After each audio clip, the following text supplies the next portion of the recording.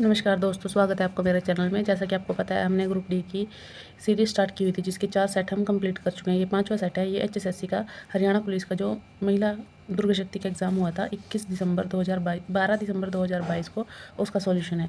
देखिए इसमें पहला क्वेश्चन, देखिए फर्स्ट क्वेश्चन क्या है। 592 इंटू 592 मल्टीप्लाई 592, 3 बार इनका मल्टीप्लाई है, फिर प्लस 167 को 3 बार मल्टीप्लाई किया है।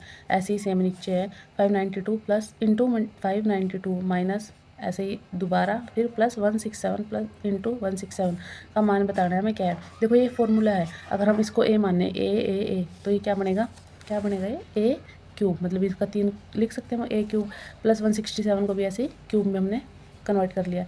फिर इसको ए square minus A into B plus ये हमने बी मान लिया बी स्क्वायर, तो फॉर्मूला क्या बन गया B A square minus A into B plus B square, मतलब ए क्यूब। देखो A cube plus B cube का फॉर्मूला होता है हमारा, तो ये वही बना रहा है। इसको सोल्व करेंगे इसके अकॉर्डिंग, तो क्या बनेगा A cube plus B cube is equal to A plus B into A square minus A B plus B square, और यही हमें यहाँ दिया हुआ है, तो इसको हम कन्वर्ट कर लेंगे इसमें।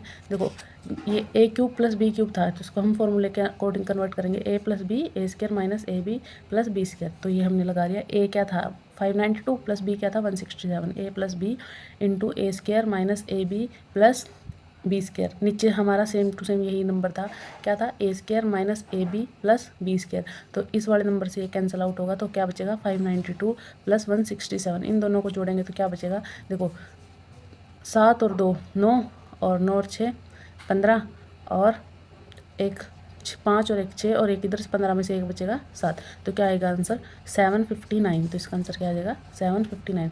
कुछ नहीं है, सिर्फ हमें क्या दे रखा है, हमें फॉर्मूले में कन्वर्ट करना है इस क्वेश्चन को और हमारा आंसर आ जाएगा। नेक्स्ट क्वेश्चन है सेकेंड, हरियाणा में हथनीकुंड बैराज कहाँ पर किस नदी पर स्थित है। तो हमें पता है हरियाणा में हथनीकुंड बैराज है और वो यमुना नदी के ऊपर बना हुआ है, तो इसका आंसर क्या होगा सी। और जो कृष्णावती नदी है ये हमारी राजस्थान के अंदर पाई जाती है, ठीक है, एक मौसमी नदी है। और ये महेंद्रगढ़ में हरियाणा मतलब राजस्थान से निकल के ये हरियाणा के महेंद्रगढ़ में आके लुप्त हो जाती है। ऐसी सतलुज नदी है, सतलुज नदी तिब्बत से निकलती है और ये हिमाचल प्रदेश और पंजाब की सीमा पर बहती है सतलुज नदी पर। इस क्वेश्चन का आंसर क्या होगा, हथनीकुंड बैराज यमुना नदी पर स्थित है, तो ये इसका आंसर आएगा सी। नेक्स्ट क्वेश्चन है हमारा, अंग्रेजी वर्णमाला में बाएं छोर पर 21वां अक्षर कौन सा होगा। देखिए इसके लिए क्या करना होगा सबसे पहले हमें जब भी हम रीजनिंग के क्वेश्चन करते हैं तो हमें ABCD को इस फॉर्मेट में लिखना है, ए से एम तक और फिर अपोजिट चलेंगे एन से जेड तक, 1 2 3 से लेकर 13 तक और फिर 14 15 16 से लेकर 26 तक हम क्या लिखेंगे ABCD या अल्फ़ाबेट्स को हम ऐसे अरेंज करेंगे। उसके बाद हमें क्वेश्चन क्या दे रखा है, अंग्रेजी वर्णमाला में बाएं छोर से 21वां अक्षर पूछ रखा है। देखो बायां और दायां मैंने पिछली वीडियो में बताया, जैसे ये हमारी एक लाइन है, ये हमारा क्या होगा दायां और ये क्या होगा बायां, ठीक है। बायां हाथ मतलब लेफ्ट हैंड और दायां हाथ मैंने राइट हैंड। तो हमें बाएं छोर से, तो बाएं छोर तो ये होगा, इधर से शुरू करेंगे तो 1 से लेके हमें कौन सा पूछ रखा है 21वां, तो ये देखो 1 2 3 ऐसे काउंट करते चलेंगे तो कहाँ आएगा 21वां, यह 21वां यू, तो इसका आंसर क्या होगा यू, तो इसका आंसर है डी। नेक्स्ट क्वेश्चन है, देखिए 60 लीटर के एक मिश्रण में दूध और पानी का अनुपात 2:1 है। यदि दूध और पानी का अनुपात 1:2 करना है तो आगे मिलाए जाने वाले पानी की मात्रा लीटर में बतानी है, क्या होगी। देखिए इंग्लिश में देख लीजिए इस क्वेश्चन को, mixture of 60 litre, the ratio of milk and water is 2:1। If the ratio of milk and water is to be 1:2 then the amount of water in litre to be add. हमें पूछ रखा है कि हमें एक 60 litre का मिश्रण दिया हुआ है, वो दूध और पानी का मिश्रण है और उसका अनुपात भी दे रखा है कि वो 2:1 में है, ठीक है। तो उसमें हमें दूध और पानी का अनुपात 1:2 करना है, आगे मिलाए जाने वाले पानी मिलाना है हमें आगे। तो ये पूछ रहा है कि भाई पानी की मात्रा क्या होगी उसमें अगर हम पानी ऐड करेंगे, और हमें रेशो को 2:1 से 1:2 में कन्वर्ट करना है। तो सबसे पहले हम जो मिश्रण दे रखा है उसको लेंगे और दूध और पानी का अनुपात के अकॉर्डिंग हम दूध और पानी की मात्रा निकालेंगे। देखिए क्या है, देखो 60 लीटर मिश्रण है दूध का, तो उसमें मिश्रण है ये दूध और पानी का, तो उसमें से दूध की मात्रा मैं निकालूँ 2:1 है, मतलब ये भी चेक करना है 2 दूध का है और 1 किसका है पानी का है। तो 60 × 2/3, ये 3 कैसे आया 2 + 3 जो रेशो होता है उसको प्लस किया हमने, तो दूध की मात्रा निकालेंगे तो 3 से कट गया 20 पे, और ये 20 को 2 से गुणा करेंगे तो क्या आएगा 40 लीटर, मतलब 60 लीटर में से दूध आया 40 लीटर और पानी कितना बचेगा 20 लीटर। तब अब हमें x लीटर, अब क्या बोला था उसने, हमें पानी मिलाना है। देखो हमें रेशो करना है 1:2। अब 40 लीटर मेरा दूध है और पानी कितना है 20 लीटर। 20 लीटर में हमें पानी मिलाना है, तो पानी में मैं क्या है प्लस करूँगी x, क्योंकि मुझे x हमने मान लिया x ऐड कर लिया, x पानी ऐड कर लिया, x लीटर बराबर, और ये रेशो इसका हो गया 1/2 के बराबर। अब इसको क्रॉस मल्टीप्लाई करेंगे, 2 को 40 से करेंगे तो क्या आएगा 80, और 1 को 20 + x से करेंगे तो क्या आएगा 20 + x। फिर सॉल्व करेंगे, x की वैल्यू निकाल लिया मुझे, 20 कहाँ जाएगा उधर, तो x की वैल्यू क्या आएगी 60। तो हम 60 लीटर इसमें क्या करेंगे, 60 लीटर पानी ऐड करेंगे, तो इसका रेशो क्या हो जाएगा 1:2। नेक्स्ट क्वेश्चन है, इंडियन ऑयल कॉरपोरेशन लिमिटेड और Steel Authority of India Limited जैसी सार्वजनिक उद्यम के उदाहरण हैं। इंग्लिश में देखिए, public enterprise like Indian Oil Corporation Limited and Steel Authority of Limited are example of. ये हमें बताने हैं कंपनीज के नाम में भारत की, और ये बताने हैं कौन कौन है, महारत्न है, मिनी रत्न है या नवरत्न है। देखो भारत के अंदर जितनी भी ये कंपनीज दी हुई है, ठीक है, महारत्न जो सबसे बड़ी, जिसका जो मुनाफा है सबसे ज़्यादा होगा वो महारत्न कंपनी है, उससे नीचे वाली नवरत्न में आती है, और सबसे नीचे वाली मिनी रत्न। देखो भारत में वर्तमान में जो ये महारत्न कंपनियां हैं ये 14 हैं, नवरत्न 26 हैं, और मिनी रत्न 62 के अराउंड है। ठीक है, अब ये पूछ रखा है इंडियन ऑयल कॉरपोरेशन और स्टील अथॉरिटी ऑफ लिमिटेड ये हर भारत की सबसे बड़ी कंपनीज है, तो ये महारत्न के अंदर आएंगे, तो इसका आंसर क्या होगा ए।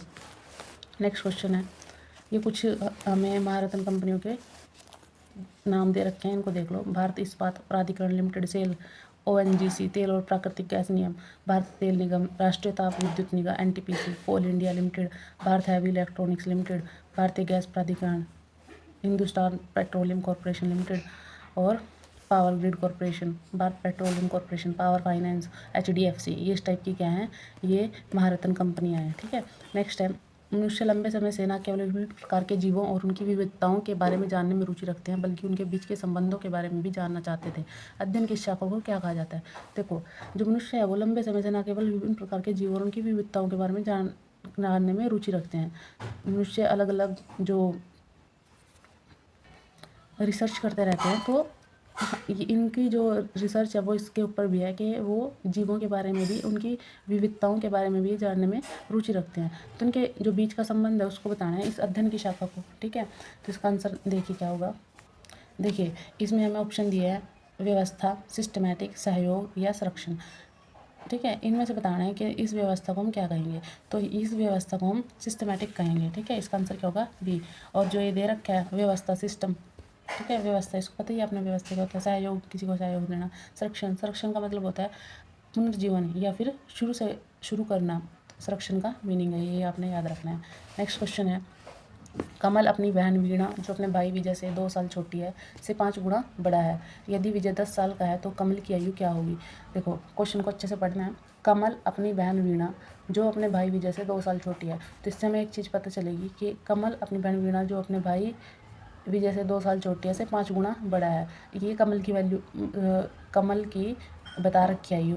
यदि विजय 10 साल का है तो कमल की आयु बतानी है हमें। तो सबसे पहले हमें विजय का लिखेंगे, नीचे से शुरू करेंगे। विजय की है उम्र 10 साल। ठीक है, विजय की उम्र कितनी है 10 साल। फिर वीणा की आयु क्या है, वो जो वीणा है विजय से 2 साल छोटी है, तो 10 साल उसकी है, तो वीणा की कितनी होगी आयु 8 साल। 10 में से 2 गए 8 साल। फिर हमें उसके बाद क्या बतानी है कमल की। कमल अपनी बहन वीणा जो अपने भाई विजय से 2 साल छोटी से 5 गुना बड़ा है, मतलब कमल क्या है वीणा से 5 गुना बड़ा। इसका क्या आएगा आंसर। देखो वीणा की आयु हमारे पास 8 वर्ष आई, कमल की आयु कितनी आएगी 8 गुना 5, 8 पंजे 40, तो कमल की आयु आ जाएगी 40 वर्ष। इसका आंसर होगा बी। नेक्स्ट क्वेश्चन है, यदि एक निश्चित कोड में एप्पल का कोड 25 दिया गया है और ग्रेप्स का कोड 36 दिया गया, तो पपाया का कोड बताना है। देखो सिंपल देखने से ही पता चल रहा है। देखो एप्पल में कितने वर्ड है, 1 2 3 4 5, तो 5 का स्क्वायर कितना होता है 25। ग्रेप्स में देखो कितने 1 2 3 4 5 6, तो 6 का स्क्वायर कितना होता है 36। तो पपाया का कोड बताना है हमें। अब हमें पता चल गया इसमें 5 वर्ड है तो 5 का स्क्वायर 25, इसमें 6 वर्ड है तो 6 का स्क्वायर 36। तो ऐसे पपाया के वर्ड गिनेंगे हम 1 2 3 4 5 6, तो इसमें 6 वर्ड है तो 6 का स्क्वायर कितना होगा 36, तो इसका आंसर क्या आएगा 36। नेक्स्ट क्वेश्चन है, यदि 4 पर्यवेक्षणों का औसत 20 है और उसमें एक नियतांक c को प्रत्येक पर्यवेक्षण में जोड़ दिया जाए तो माध्य 22 है, तो c का मान बताना है हमें, क्या होगा। देखिए क्या है, 4 पर्यवेक्षण का औसत 4 है, वो उनका औसत 20 है, तो उनका सम ऑफ कितना होगा 4 गुणा 20। ठीक है, 4 दूनी 80 होगा। अब उसने बोल दिया है कि एक नियतांक सी को प्रत्येक प्रवेशन में जोड़ा गया, मतलब हर एक में जोड़ दिया उसने। 4 थे ना प्रवेशन, उनमें एक सी नियतांक जोड़ दिया तो मध्य 22 हो जाता है। अब उसका जो मध्य है वो देखो यहाँ औसत दिया हुआ है और यहाँ मध्य है, तो सी का मान बताना है हमें। तो हमें इन चारों में सी जोड़ेंगे तो देखिए क्या होगा। देखिए देखो 4 प्रवेशन का कुल योग कितना था, जो मैंने सम ऑफ बताया वो कितना होगा, औसत को इनसे मल्टीप्लाई कर देंगे 4 से, तो 20 गुणा 4 80 हो गया। अब उसने सी जोड़ दिया हर एक प्रवेशन में, तो 4 थे प्रवेशन तो 4 सी जुड़ेंगे, मतलब 4 गुणा सी, सम ऑफ में भी जुड़ जाएगा 4 गुणा सी किसके बराबर प्लस 80 में जोड़ दिया, और ये बराबर किसके आया, मध्य किसके बराबर, मध्य के बराबर आया। मध्य कितना था हमारे पास 22। मध्य किस कैसे निकालते हैं, सम ऑफ करके डिवाइड बाय 4 है, तो क्या आएगा इसका आंसर, ये 22 के बराबर आया तो 80 प्लस 4 सी, ये 4 इधर मल्टीप्लाई होगा किसमें 88 में, इधर आया 22 को 4 से गुणा करेंगे तो आएगा 88, तो यहाँ आएगा ये 80 इधर जाके क्या होगा माइनस होगा 88 में से, तो क्या बचेगा 8 4 सी की वैल्यू क्या आएगी 2। तो हमें सी का मान बताना था कि भाई सी क्या आएगा, तो सी हमारा क्या आएगा 2। नेक्स्ट क्वेश्चन है 0.5 की पावर 4 माइनस 0.4 की पावर 4 और 0.5 का पावर 2 प्लस 0.4 की पावर 2 का मान बताना है। तो इसको निकाल लेना है हमें, सिंपल कुछ नहीं करना। इसको हम देखो हमें फॉर्मूला पढ़ रखा है ए स्क्वायर माइनस बी स्क्वायर, ठीक है। उसका फॉर्मूला क्या होता है ए प्लस बी इंटू ए माइनस बी, ये मैथ का फॉर्मूला है अलजेब्रा का। ए स्क्वायर माइनस बी स्क्वायर का फॉर्मूला क्या होता है ए plus B a minus B. यहाँ 4 दे रखे हैं तो हम पावर 2 कर लेते हैं। देखो तोड़ लिया हमने 0.5 की पावर 2 का होल स्क्वायर माइनस 0.4 की पावर का 2 का होल, मतलब पूरे का होल स्क्वायर। ये हमने क्यों तोड़ा, क्योंकि हमें ए प्लस बी और ए माइनस बी बनाना है। अब मेरा पूरा ए क्या है, ये है 0.5 की पावर 2 क्या है ए, और 0.4 की पावर 2 क्या है बी। तो ए plus B a minus b का मैंने फॉर्मूला लगा लिया। नीचे क्या था, ये क्यों तोड़ा हमने, क्योंकि नीचे वाले को डिवाइड काटना है हमें, 0.5 का स्क्वायर प्लस 0.4 का स्क्वायर, ये हमारा ए और बी बन गया। तो ए plus B a minus B, और नीचे क्या था ये इस वाला, इससे ये कैंसिल आउट होंगे, तो इसका आंसर बताना है। देखो इसका आएगा 0.25, ठीक है। देखो ये फॉर्मूला ये था ए स्क्वायर माइनस बी का square is equal to A plus B a minus b formula.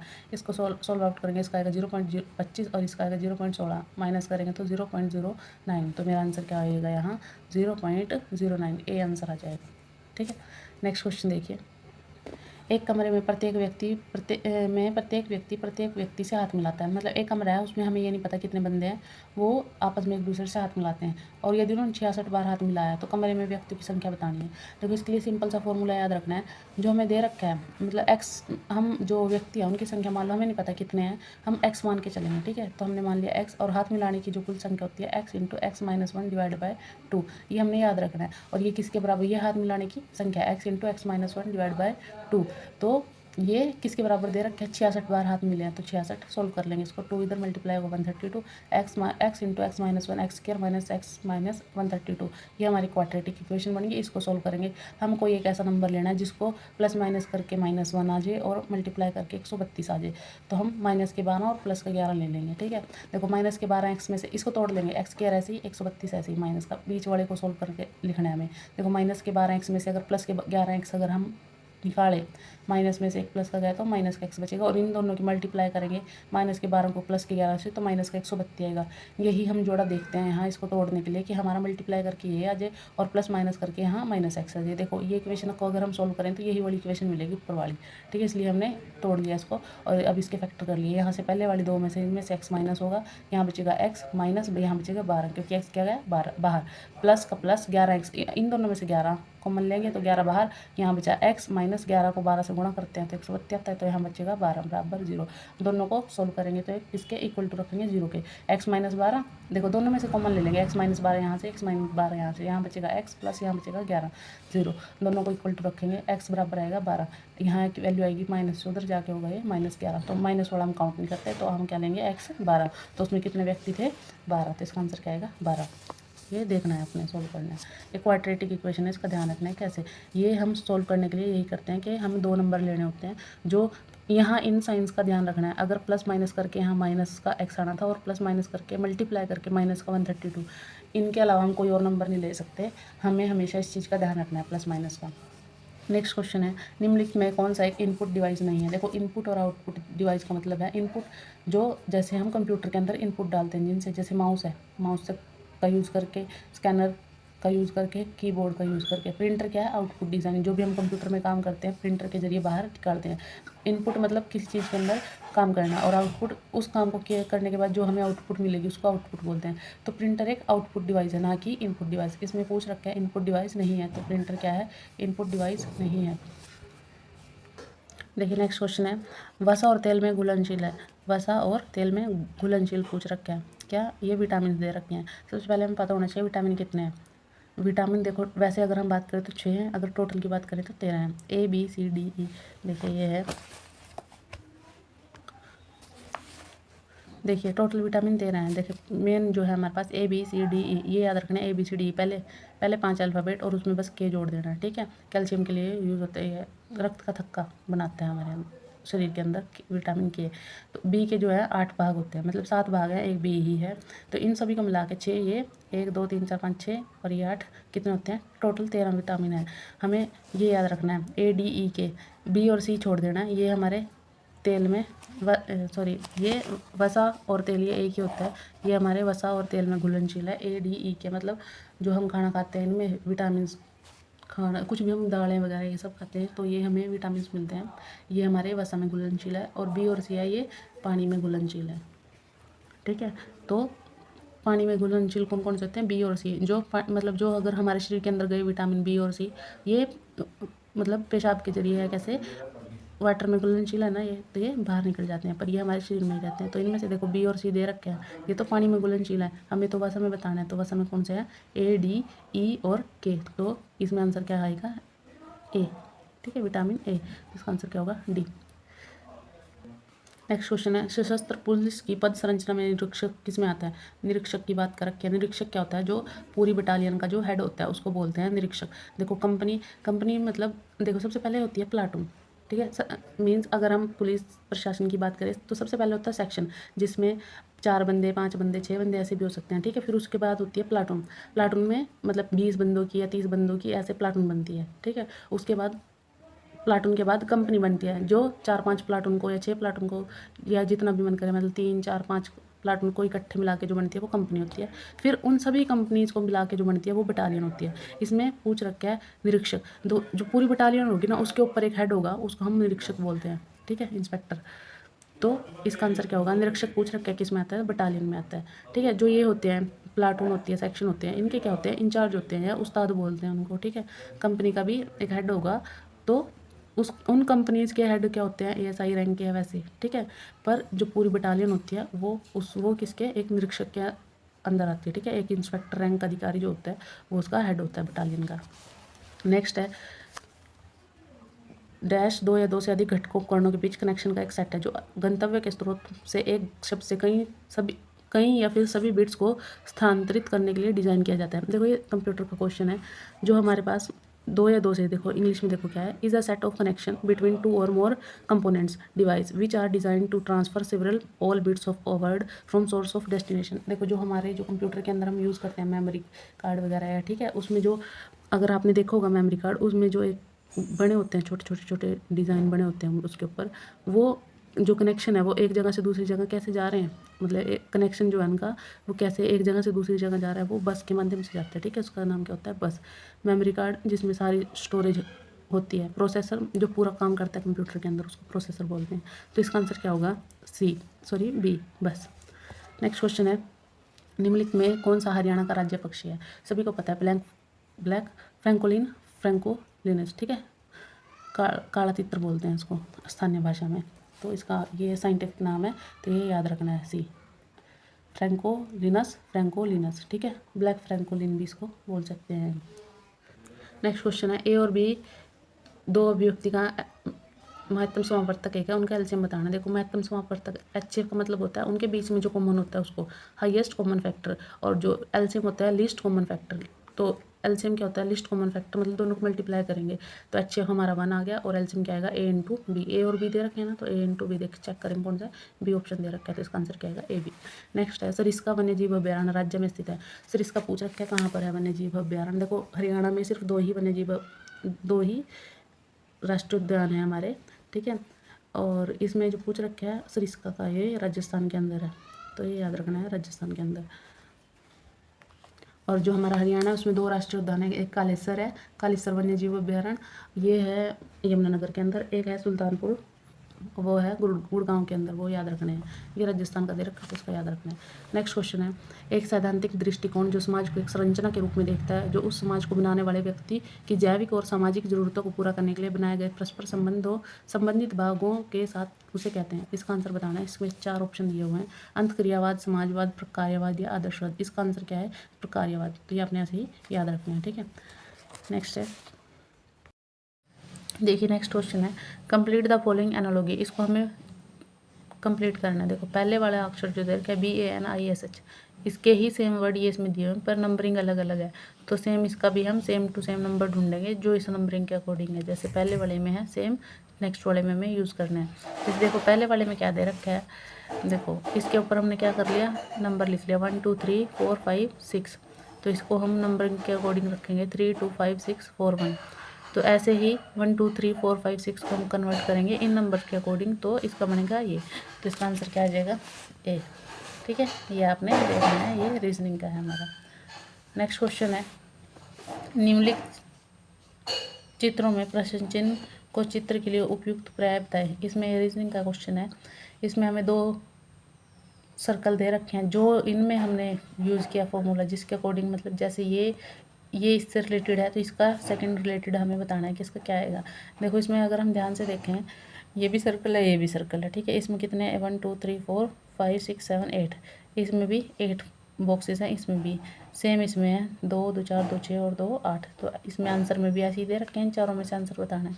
देखो अगर इसको ध्यान से देखें, अगर मैं इसको इधर, ठीक है, एंटी क्लॉकवाइज डायरेक्शन में घुमाऊँ तो ये 2 छोड़ के तीसरे नंबर पे आ रहा है ये वाला, ठीक है। और ये भी इसके पीछे पीछे 2 छोड़ के यहाँ आ जाएगा, ठीक है। मतलब ये एंटी क्लॉक में घूम है। जब ये एंटी क्लॉक में घूम है तो इसको भी हम एंटी क्लॉक में घुमाएंगे, तो ये दो जो बॉक्स हैं इसको छोड़ के ये वाला कहाँ आएगा? यहाँ। और ये वाला इन 2 को छोड़ के कहाँ आएगा? यहाँ। तो इसके अकॉर्डिंग देखेंगे हमारा ये और ये बंद होना चाहिए, ठीक है, ब्लैक होना चाहिए। तो इसमें देखेंगे कौन सा है, तो इसमें आंसर क्या बना रहा है? बी। तो इसका आंसर क्या आएगा? बी। देखिए पूरा क्वेश्चन देख लीजिए, ऐसे, ठीक है। तो इसका आंसर ऐसे होगा। नेक्स्ट है, हरियाणा में लाला लाजपत राय पशु चिकित्सालय और पशु विज्ञान विश्वविद्यालय का मुख्यालय कहाँ स्थित है? हमें ये पूछ रखा है। देखो लाला लाजपत राय जो इनका ये था, जो इन्होंने आज़ादी के टाइम जो लड़ाई लड़ी, ठीक है, उन्होंने अपना मुख्यालय कहाँ बनाया था? हिसार के अंदर। तो इसका आंसर आएगा हिसार। ऐसे ही करनाल है, करनाल के अंदर हमें पता है मिट्टी लवणता के अंदर पाए जाते हैं, ठीक है। और ऐसे ही जो हिसार में एक वो भी पाया जाता है, चौधरी चरण सिंह एग्रीकल्चर यूनिवर्सिटी, ठीक है। ये पशु विज्ञान विश्वविद्यालय, ये भी कहाँ है? हिसार के अंदर। तो इस क्वेश्चन का आंसर क्या आएगा? इसमें 2 पूछ रखे हैं, लाला लाजपत राय पशु चिकित्सालय और पशु विज्ञान, ये दोनों ही कहाँ है? हिसार के अंदर है, हरियाणा के अंदर, ठीक है। और जो ये इसकी स्थापना जो हुई थी, जो ये पशु विश्वविद्यालय है, पशु विज्ञान विश्वविद्यालय, इसकी स्थापना 7 अप्रैल 2010 को की गई थी, ठीक है। और जो इसके कुलाधिपति हैं, मतलब वाइस चांसलर हैं, वो हरियाणा के राज्यपाल होते हैं। आपको अभी बताना है कि हमारे जो अभी नए राज्यपाल बने हैं उनके नाम कमेंट करने हैं, पहले कौन थे और अब कौन है, ये आपके लिए काम है। देखिए नेक्स्ट क्वेश्चन है, एक छोटे डाटा सुरक्षा आक्रमण की एक श्रृंखला है जो एक साथ बड़े आक्रमण में परिणित होती है। इसका बताना है हमें इन चारों में से। A dash is a series of minor data security attack that together result is large attack. तो इसका बताना है, इसका आंसर क्या होगा? तो देखो क्या क्या है ऑप्शन, फिशिंग, डॉक्सिंग, सलामी और IPR उल्लंघन। देखो मैं इन चारों के बारे में बता देती हूँ कि ये क्या क्या होते हैं। सबसे पहले है फिशिंग। फिशिंग का मतलब होता है जब यह मतलब ये सारे क्या है? साइबर फ्रॉड है, चारों के चारों, ठीक है। इस साइबर फ्रॉड में फिशिंग के अंदर क्या होता है? इसमें हमलावर धोखे से ईमेल, टेक्स्ट या फ़ोन कॉल के माध्यम से लोगों की जो महत्वपूर्ण जानकारी होती है, या जैसे क्रेडिट कार्ड नंबर वगैरह हो गए, इनकी जानकारी को प्राप्त कर लेते हैं, ठीक है। और या फिर कोशिश करते हैं उस चीज़ की, और फिर बाद में उसका यूज़ करते हैं फ्रॉड के लिए। तो इसमें तो यही पूछ रखे छोटे डाटा सुरक्षा आक्रमण की श्रृंखला, तो इसका आंसर फिशिंग ही होगा पहले वाला, ठीक है। इसमें छोटे डाटा की जानकारी क्या पूछ रखा है कि वो बाद में एक बड़ा आक्रमण प्रणीत करते हैं, मतलब किसी इंसान से उसके डाटा, फ़ोन, मोबाइल नंबर, ठीक है, इनकी जानकारी निकाल के फिर उसके साथ फ्रॉड करना, तो ये फिशिंग कहलाती है। फिर उसके बाद आती है डॉक्सिंग। इसमें किसी व्यक्ति के जैसे पर्सनल नंबर, मोबाइल फ़ोन या उसका कोई भी पर्सनल डाटा उसको चुरा के लोग क्या करते हैं, उसको सार्वजनिक करके जिस बंदे का वो डाटा होता है उसको सार्वजनिक नुकसान पहुंचाने की, मतलब सार्वजनिक करके उसके डाटा को उसको नुकसान पहुंचाने या उसको शर्मिंदा करने की कोशिश करते हैं, ठीक है। तो उसको क्या बोलते हैं, डॉक्सिंग। याद रखना है, इसमें लोगों की पर्सनल जो credit card number, email, text, phone number, ये सब चुराए जाते हैं, ठीक है। फिर उनका कहीं आगे यूज किया जाता है फ्रॉड करने के लिए। इसमें ऐसा पर्सनल डाटा या कुछ चुराया जाता है जिससे बाद में उनको पब्लिक करके, जैसे किसी की पर्सनल पिक्चर होगी, ठीक है, उसको पब्लिक करके फिर उस बंदे को शर्मिंदा किया जाता है जिसका वो चुराया हुआ डाटा होता है, और उसको नुकसान पहुंचाया जाता है। इसको डॉक्सिंग बोलते हैं। फिर है सलामी अटैक।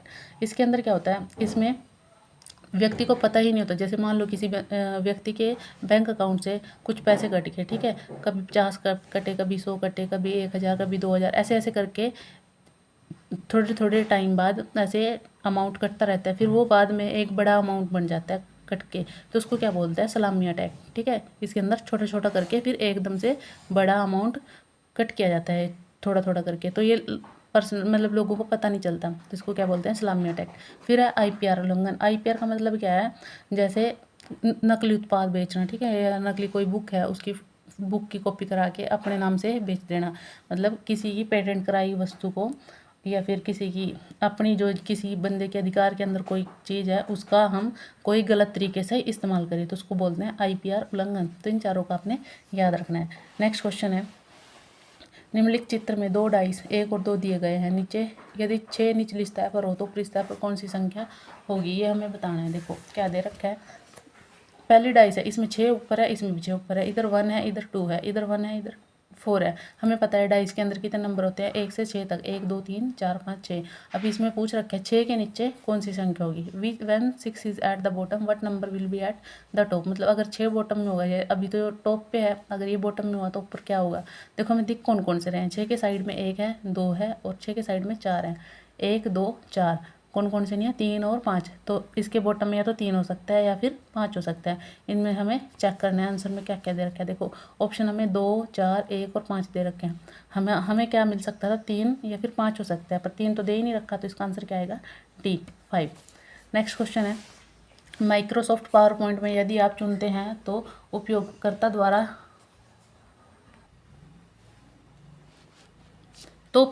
द्वारा चुने गए डिज़ाइन का उपयोग करके निम्न में से कौन सी स्लाइड शामिल है जो नई प्रस्तुति प्रदर्शित करती है। देखो सबसे पहले क्वेश्चन को अच्छे से पढ़ो।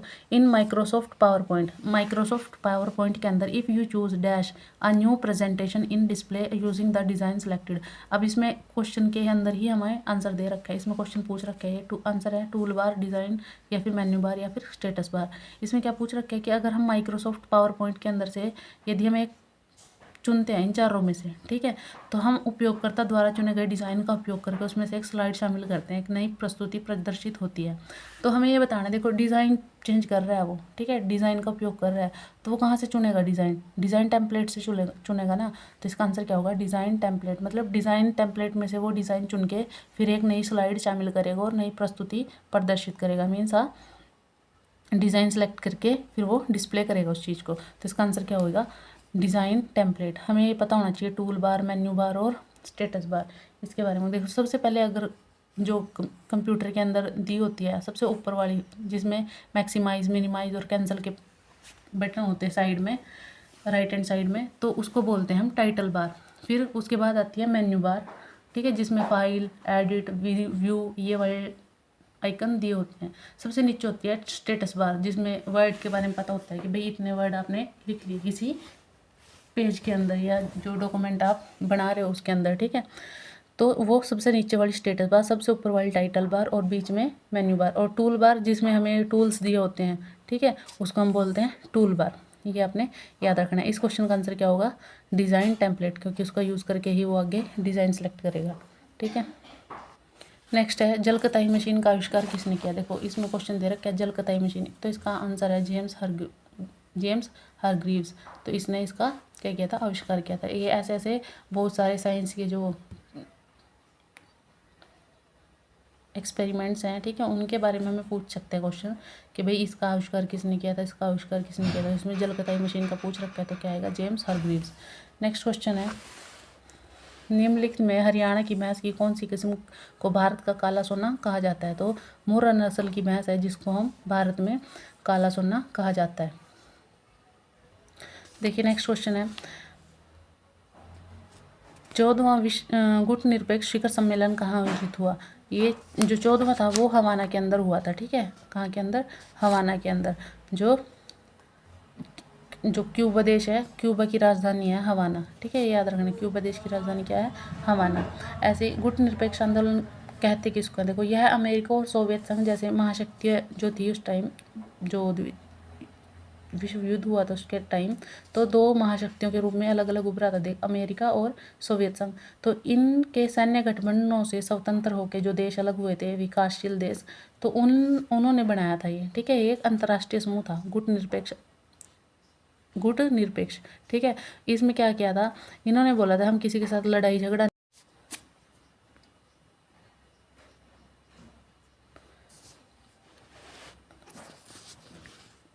देखिए, जो क्यूबा की राजधानी क्या है? हवाना है।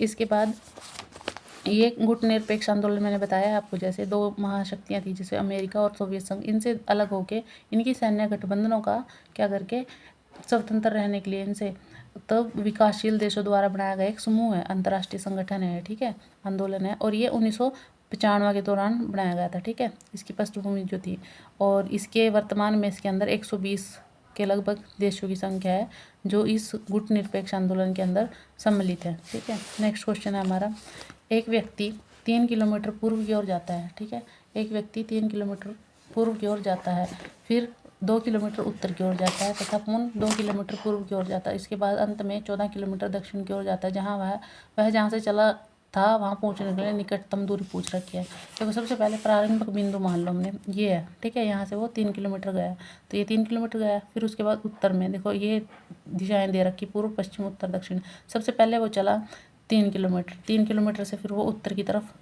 2 किलोमीटर चला, फिर उत्तर के बाद वह पुनः पूर्व की ओर 2 किलोमीटर, फिर वहाँ यहाँ से फिर दोबारा पूर्व की ओर 2 किलोमीटर जाता है। इसके बाद अंत में वह 14 किलोमीटर दक्षिण की तरफ, तो यहाँ से वो 14 किलोमीटर दक्षिण की तरफ गया। ठीक है, और वहाँ जाकर रुक गया। अब वहाँ से उसे निकटतम दूरी बतानी है अपने प्रारंभिक बिंदु पर पहुँचने के लिए। देखो, ये 14 किलोमीटर है, यहाँ से 2 था, तो ये 2 यहाँ से इस 14 में से कैंसिल हो गया। ये कितना बचेगा नीचे? ये बचेगा 12 किलोमीटर, और ये वाली डिस्टेंस कितनी हो जाएगी? 3 और 2 5, और ये 12। तो इसका हमें ये निकालना है, तो हम पाइथागोरस प्रमेय का यूज़ करेंगे।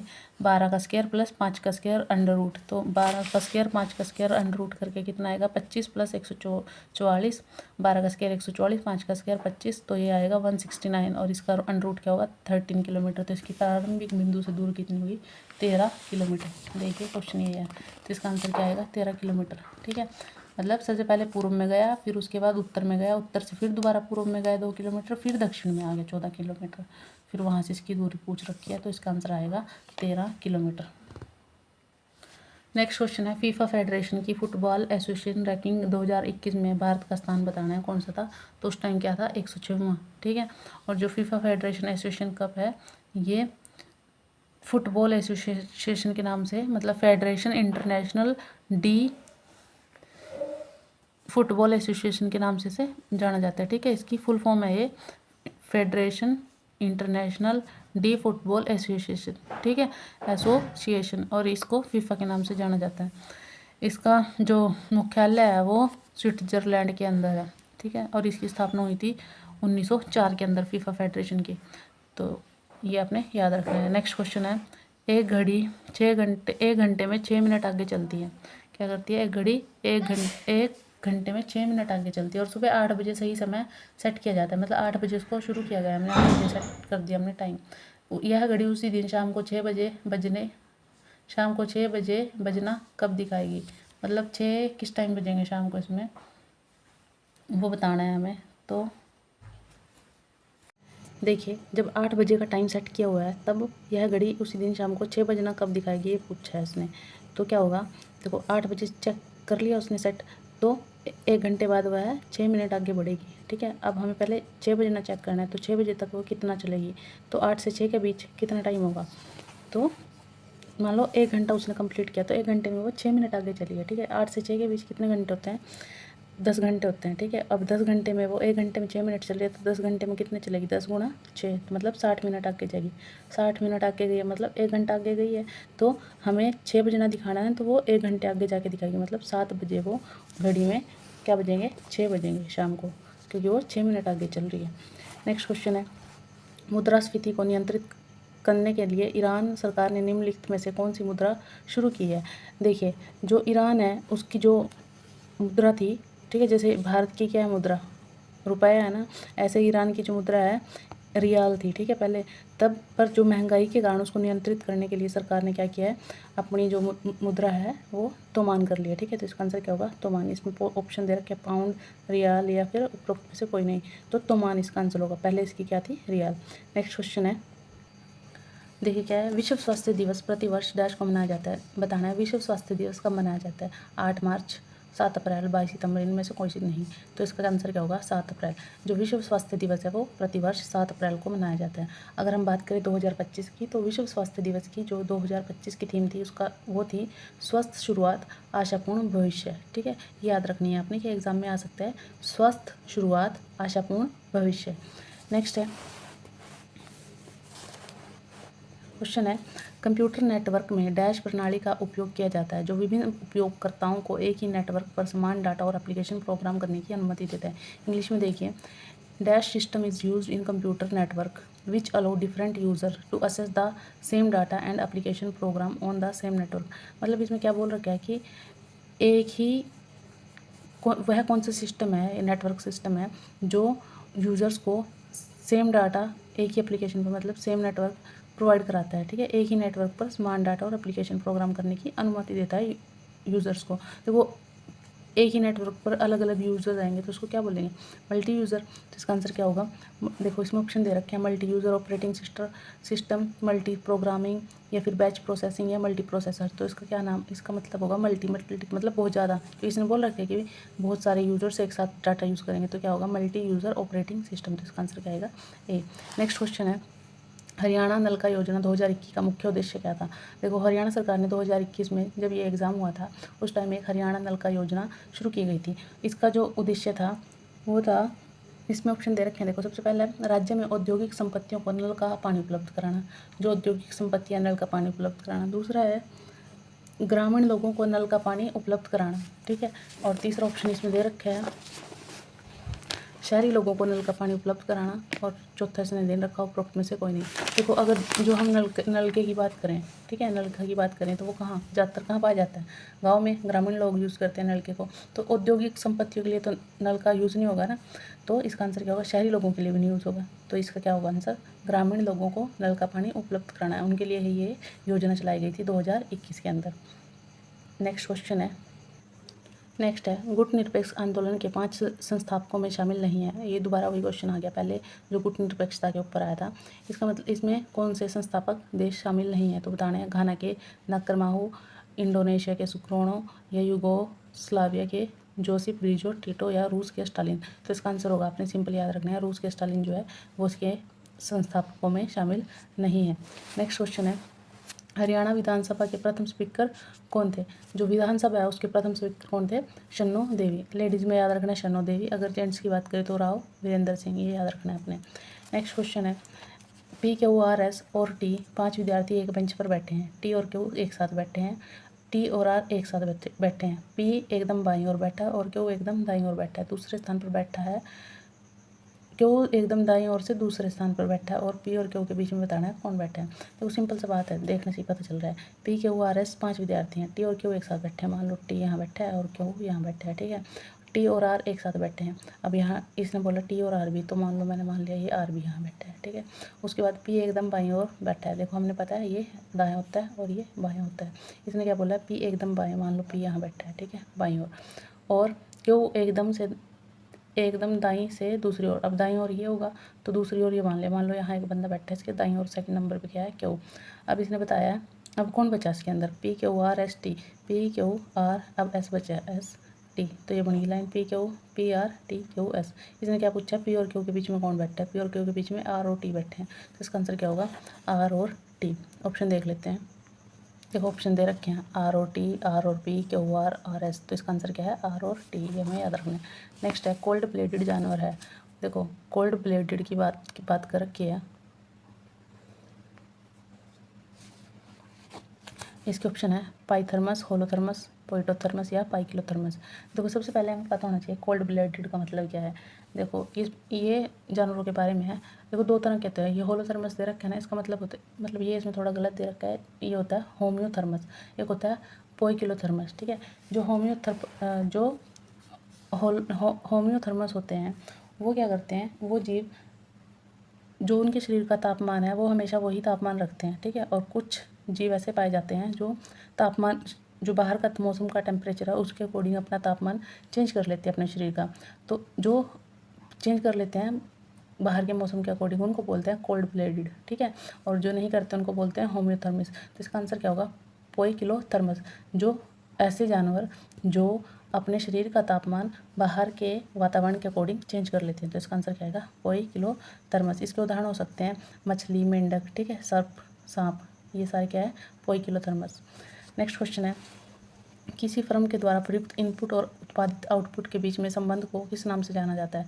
The relationship between inputs used and output produced by the firm is known as. देखो देखने से ही इसका आंसर हमें पता चल रहा है, पर फिर भी हम ऑप्शन देखेंगे एक बार।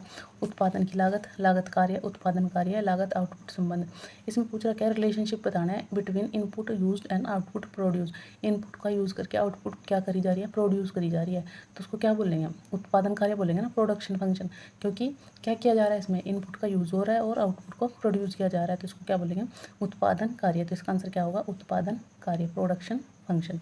नेक्स्ट है कौन सा अंडाशय थैलेमस पर सर्वोच्च स्थान रखता है। देखो इसके बारे में पहले हमें पता चल होना चाहिए अंडाशय क्या है।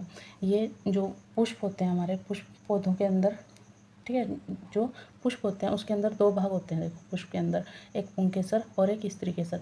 जो स्त्री केसर है उसका भाग है अंडाशय। ठीक है, उसके अंदर पाया जाता है अंडाशय। इसके भी आपके भाग होते हैं। तो ये हमें याद रखना है। अब इसमें पूछ रखा है कौन सा अंडाशय थैलेमस पर सर्वोच्च स्थान रखता है। थैलेमस पर सर्वोच्च स्थान रखता है जो अंडाशय है, देखो इसमें ऑप्शन क्या दे रखे हैं एपिगिनी, हाइपोगिनी, मेसोगिनी और पेरिगिनी। ठीक है, तो इनमें से बताना है जो अंडाशय के अंदर थैलेमस है वो सर्वोच्च स्थान कहाँ रखता है। ये सारे जो ऑप्शन है इनका मतलब है, देखो सबसे पहले है इपिगिनी। ठीक है, इपिगिनी का मतलब है फूलों के जो अंडाशय होता है उसकी जो पोजीशन है वो कहाँ पर है। ठीक है, फूलों के अंदर अंडाशय में की जो पोजीशन है, तो जो इपिगिनी होती है उसमें वो नीचे की तरफ होती है। मान लो ठीक है ये ऐसे है हमारा अंडाशय, इसके जो नीचे की तरफ होगा वो क्या होगा, अंडाशय की जो पोजीशन है वो यहाँ है नीचे की तरफ, तो उसको बोलेंगे इपिगिनी। हाइपोगिनी का मतलब है ऊपर की तरफ। ठीक है, जिसमें जो अंडाशय की जो पोजीशन है वो ऊपर की तरफ होगी उसको बोलेंगे हाइपोगिनी। मेसोगिनी का मतलब है बीच में। ठीक है, जो अंडाशय की पोजीशन है वो कहाँ होगी, बीच में। देखो इपिगिनी नीचे की तरफ, हाइपोगिनी ऊपर की तरफ और मेसोगिनी बीच में। उसके बाद है पेरिगिनी। पेरिगिनी का मतलब होता है चारों ओर। ठीक है, इसके चारों तरफ जो होगी उसको बोलेंगे पेरिगिनी। ये आपको याद रखना है, ये फूलों के बारे में है। ठीक है, जो पेड़ पौधे होते हैं उनके अंदर की बात है ये। ठीक है, अंडाशय। तो इसका याद रखने से पूछ क्या रखा है थैलेमस सर्वोच्च स्थान, सर्वोच्च स्थान मतलब ऊपर की तरफ, तो इसका क्या होगा हाइपोगिनी। तो इसका आंसर क्या आएगा मेरा हाइपोगिनी। ठीक है, याद रखना है आपने, देखिए दोबारा। नेक्स्ट क्वेश्चन है, देखिए नेक्स्ट क्वेश्चन है कंप्लीट द फॉलोइंग एनालॉजी। ये आपको कंप्लीट करनी है, ये मैं आपके लिए छोड़ रही हूँ, ये आपको करनी है, ये इससे रिलेटेड है। तो इसको बताना है इन चारों में से क्या होगा और कमेंट करना है अपने इसका आंसर क्या होगा। ठीक है, नेक्स्ट क्वेश्चन है सड़क यातायात सुरक्षा के लिए संयुक्त राष्ट्र ग्लोबल फोरम ने एक सड़क दुर्घटना के कारण होने वाली मौतों और चोटों को कम करने के लिए हरियाणा पुलिस की पहल की सराहना निम्न में से किस पर की थी। मतलब ये बताना है हमें the United nation global forum for road traffic safety has appreciated the initiative of Haryana Police to reduce deaths and injuries caused by road accident on। ये बताना है कौन कौन से किस रोड के लिए क्या। ठीक है, ये बताना था हमें कौन से रोड पे। इसमें रोड के नाम दे रखे हैं, देखो NH44, NH52, NH11, NH907। तो ये कौन से पे है NH44। ये सबसे लंबा राष्ट्रीय राजमार्ग है हमारा। ठीक है, नेशनल हाईवे है NH44। ठीक है, श्रीनगर से शुरू होके ये कन्याकुमारी पर समाप्त होता है। ठीक है, सबसे लंबा राजमार्ग है ये NH44, ये याद रखना है अपने। तो इस सबसे लंबा है तो एक्सीडेंट भी ज़्यादा यहाँ यहीं होंगे, तो इसलिए इस पर शुरू की थी NH44 पे। नेक्स्ट क्वेश्चन है डैश का प्रयोग सभी पतों को दिखाए बिना कई पतों पर संदेश भेजने के लिए किया जाता है। ठीक है, डैश का प्रयोग सभी पतों को दिखाए बिना कई पतों पर संदेश भेजने के लिए किया जाता है। Dash is use to send message to several address without showing everyone all the address. तो इसको बताना है किसके लिए किया जाता है। तो इसका है कॉटेज कॉपी, विषय, या फिर क्या है, ब्लाइंड कार्बन कॉपी, या फिर अटैच फाइल। तो इसको क्या बोलते हैं हम, ब्लाइंड कार्बन कॉपी। तो इसका आंसर क्या होगा, सी। नेक्स्ट क्वेश्चन है, एक रुपये में 12 नारंगी बेचने पर एक व्यक्ति को 20% की क्या हो रही है, हानि हो रही है। 20% का लाभ कमाने के लिए उस 1 रुपये में कितनी बेचनी चाहिए, ये पूछ रखा है उसने। तो सिंपल है, by selling 12 orange for 1 rupees. 1 रुपये में 12 ऑरेंज बेचे हैं। ए मैन लॉसेस 20%, और 20% का क्या हुआ, लॉस हुआ। How many for 1 rupee must sell to gain 20%, ये बताना है हमें। तो इसके लिए सिंपल है, याद आपको। देखो, एक नारंगी का विक्रय मूल्य मतलब 1 ऑरेंज का जो SP है वो कितना होगा, सेलिंग प्राइस 1/12। ठीक है, एक नारंगी का क्रय मूल्य क्या होगा, 1/100, 12 इंटू 100/100 माइनस 20। ये हमें क्यों किया, क्योंकि उसके क्या हो रही है, लॉस हो रहा है। अगर ये उसे प्रॉफिट होता तो मैं प्लस करती। तो ये कितना होगा, 100/12 इंटू 80, तो ये आएगा 5/48। तो 20% का लाभ कमाना है मुझे। ठीक है, तो ये आया उसका क्रय मूल्य। तो इसको बेचने वाले को ही तो बोलते हैं क्रय, SP निकालना है ना। फिर उसके बाद तो क्या करना है, 5/48 को 120 क्या होगा, 100। ठीक है, ये 120 क्यों लगाया, क्योंकि 20% का क्या हो रहा है, लाभ कमाना है मुझे। तो 120/100, तो कटिंग आउट करेंगे तो 1/8, मतलब एक में 8 नारंगी बेचने पर 20% का लाभ होता है। तो इसका आंसर क्या आएगा, 8। ठीक है, तो ऑप्शन में देखिए क्या था, 8 था, हाँ ये था। ठीक है, बी। तो इसका आंसर क्या होगा, 8। नेक्स्ट क्वेश्चन है, निम्नलिखित में से किसे जलीय वातावरण के अनुक्रम प्रारंभ होता है। ये पूछ रखा है जलीय वातावरण के बारे में। ठीक है, in which of the following the succession in start in aquatic environment, इनमें बताना है। देखो, जेराज, हाइड्राज, लिथोसेरे और मेसार्च, इनके बारे में देखना है हमें। सबसे पहले है जेराज। इसमें क्या होता है, जो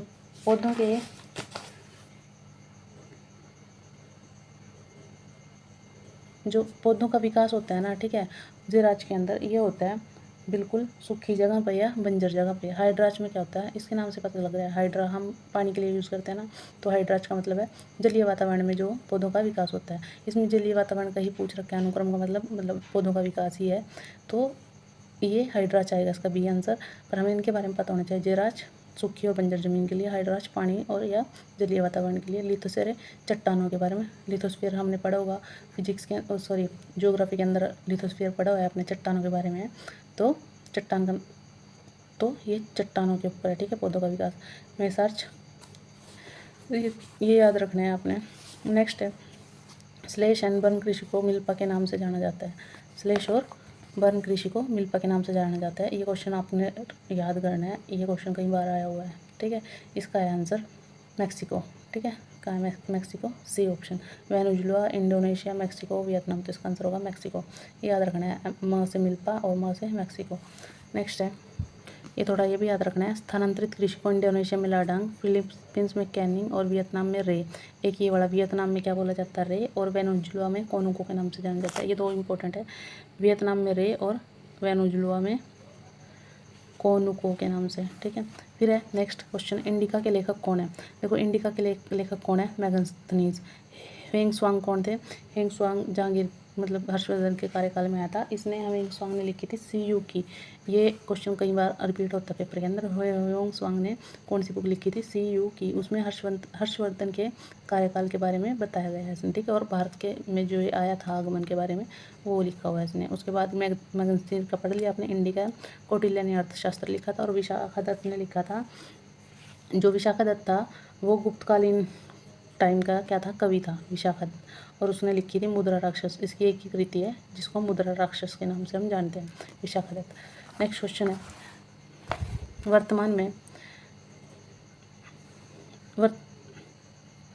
नेक्स्ट क्वेश्चन है, निम्नलिखित में कौन सा कंप्यूटर का एक घटक नहीं है।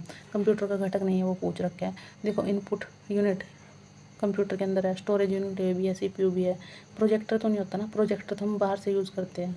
कंप्यूटर का अगर कोई काम करना है, प्रोजेक्ट करके दिखाना है हमें, तो प्रोजेक्टर बाहर का है, ये कंप्यूटर का हिस्सा नहीं है। तो प्रोजेक्टर इसका क्या आएगा, D आंसर, क्योंकि इसने नहीं पूछ रखा है कौन सा नहीं है। नेक्स्ट है, वर्तमान में हरियाणा में विधानसभा सीटों की कुल संख्या कितनी है? तो हमें पता है विधानसभा की 90 सीटें हैं, राज्यसभा की 5 है और लोकसभा की 10 सीटें हैं। ये हमें टोटल याद रखनी है। नेक्स्ट है, अपनी सामान्य चाल का 5/6 चलते हुए एक व्यक्ति अपने कार्यस्थान पर 10 मिनट देर से पहुंचता है। ठीक है, व्यक्ति द्वारा उस दूरी को तय करने के लिए लिया गया समय बताना है, क्या है? तो इसमें सिंपल कुछ नहीं दे रखा, हमें चाल दे रखी है। व्यक्ति वो 5/6 के हिसाब से चल रहा है और अपने जो जहाँ से पहुँच रहे हैं 10 मिनट लेट पहुँच रहा है, और बताना है टोटल उसने दूरी को तय करने के लिए लिया गया समय बताना है कितना लिया है। देखो हम पहले मान के चलेंगे, माना व्यक्ति की सामान्य चाल x किलोमीटर पर सेकंड है, क्योंकि हमें जो पेपर इसमें दे रखा है वो किस में दे रखा है, 5/6 चलते हुए टाइम दे रखा है मिनट में, तो इसको मिनट में कन्वर्ट कर लेंगे बाद में। तो ये कितना है, माना व्यक्ति की सामान्य चाल मतलब जो डिस्टेंस है, सॉरी स्पीड है वो कितनी है, x किलोमीटर पर सेकंड, फिर उसने टाइम मान लो y सेकंड लिया। ठीक है, और कार्य से स्थान की दूरी हमें स्पीड दे रखी है, टाइम दे रखा है, तो हम क्या निकालेंगे, 3 चीज़ें होती हैं हमारे पास, speed is equal to distance upon time. Speed मुझे दे रखी है, टाइम दे रखा है, तो मैं डिस्टेंस निकालूंगी। तो डिस्टेंस का फॉर्मूला क्या होगा, स्पीड इंटू टाइम, मतलब 4 गुना समय। तो ये कितना हो जाएगा, x इंटू वाई। अब मुझे क्या बताया उसने, नई चाल क्या है, 5/6, जो वो पहले चलता था। ठीक है, सामान्य चाल से चलता हुआ बताया ना उसने क्वेश्चन में, क्या था, वह अपनी सामान्य चाल का 5/6। ठीक है, जो सामान्य चाल मान लो x मानी तो उसका 5/6, तो उसकी जो नई चाल वो क्या होगी, x इंटू 5/6 मीटर पर सेकंड। ठीक है, तो नया समय क्या होगा उसका, y, जो y है, प्लस वो 10 मिनट क्या पहुंचा है, देर से पहुंचा है, 10 गुणा 60, मतलब y तो टाइम उससे पहले लगा है, अब 10 मिनट लेट पहुंच रहा है, मतलब लेट पहुंचा है, एक्स्ट्रा टाइम लिया ना उसने 10 मिनट का। पर मुझे सेकंड में करना है तो मैं सेकंड में कन्वर्ट करूँगी। 1 मिनट में कितने सेकंड होते हैं, 10, क्योंकि ये 10 मिनट था तो 60 सेकंड हो गया। तो नया नया समय कितना हुआ उसका, y प्लस 60 इंटू 10 मतलब 600। तो हम अब निकालेंगे फॉर्मूले के अकॉर्डिंग इसका सामान्य चाल, तो रखेंगे चाल कितनी आएगी, 5/6 x। ठीक है, 5/6 x इज इक्वल टू दूरी कितनी थी मेरी, XY, क्योंकि ये निकाली ना दूरी 4 गुना समय, और टाइम कितना लगा, y प्लस 600। 600 कैसे है, ऐसे यहाँ से। ठीक है, अब सोल्व आउट करेंगे इसको, इससे मल्टीप्लाई करके सोल्व आउट करके क्या आएगा, 50 मिनट। तो वो 50 मिनट में पहुँचेगा अपने टाइम पे। नेक्स्ट है, धन शोधन कानून के संदर्भ में फेरा डैश के लिए आता है, foreign exchange regulation act, foreign economics regulation act, foreign economics registration act, या फाइनेंशियल एक्सचेंज रजिस्ट्रेशन एक्ट। इनमें से इसकी फुल फॉर्म बतानी थी, तो इसकी फुल फॉर्म होगी फॉरेन एक्सचेंज रेगुलेशन एक्ट। तो इसका आंसर क्या होगा, ए। नेक्स्ट क्वेश्चन है, निम्नलिखित प्रश्न में 3 वृत्त हैं। ठीक है, पहला वृत्त गेहूं क्षेत्र को, दूसरा चावल को और तीसरा चना क्षेत्र को दर्शाता है। देखिए क्या देखा, जो पहला सर्कल है वो गेहूं के क्षेत्र को, दूसरा चावल के और तीसरा चने के क्षेत्र को दर्शा रहा है। ये दिखा दिया इसने। देखिए क्या क्या है, ये गेहूं वाला है 1, ये चावल वाला है और ये चने वाला है। इसमें देखो क्वेश्चन पूछ के रखा है, गेहूं चना और चावल के क्षेत्र को दर्शाना। देखो इन तीनों चारों को मिक्स करके बताना है कि कौन सा चलेगा। देखो ये वाला पहला, इसमें पहले वाले में ई आ रहा है, दूसरे वाला इसमें भी ई आ रहा है, तीसरे वाला इसमें भी ई आ रहा है। अगर मैं एफ़ की बात करूँ, एफ़ इस वाले में नहीं आ रहा। ठीक है, तीसरे में। अगर मैं डी की बात करूँ, ठीक है, ये इन दोनों में आ रहा है पर सेकंड वाले में नहीं आ रहा।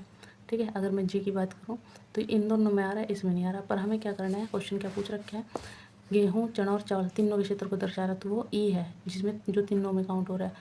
अगर मैं एक की बात करूँ इसमें भी, बी की बात करूँ इसमें भी और सी की बात करूँ इसमें भी, तो इसका आंसर क्या होगा, ई। तो इसका आंसर है डी।